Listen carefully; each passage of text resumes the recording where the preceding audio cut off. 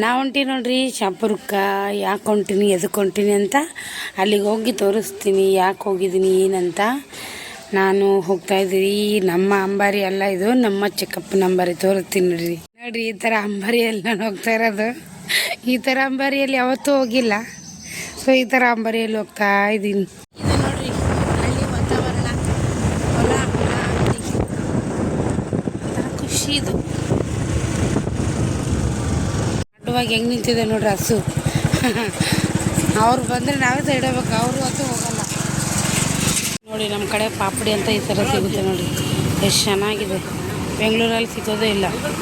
ನಾನು ಶಾಪುರದಾಗ ನೋಡ್ರಿ ಬುದ್ಧ ಮಲ್ಕೊಂಡಿರೋ ಥರ ಕಾಣಿಸುತ್ತೆ. ತೋರಿಸ್ತೀನಿ ನೋಡಿ ಸ್ಟ್ಯಾಚು. ಸೇಮ್ ಅದೇ ಕಾಣಿಸುತ್ತೆ ಇಲ್ಲ ಹೇಳಿ ನಿಮಗೆ. ಬೆಟ್ಟದಲ್ಲೇ ಒಂದು ಬುದ್ಧ ಥರ ಮಲ್ಕೊಂಡಿರೋ ಥರ ಕಾಣಿಸುತ್ತೆ.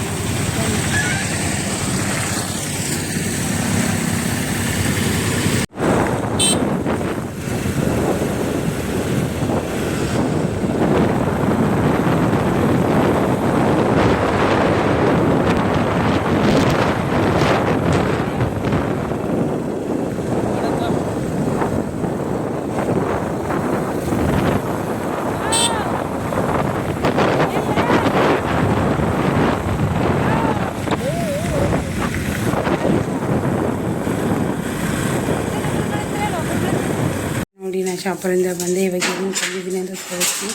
ಮುಖ ಕೂಡ ತೊಳೆದಿಲ್ಲ, ನಾನು ಸ್ವಲ್ಪ ಕೆಲಸ ಇದೆ.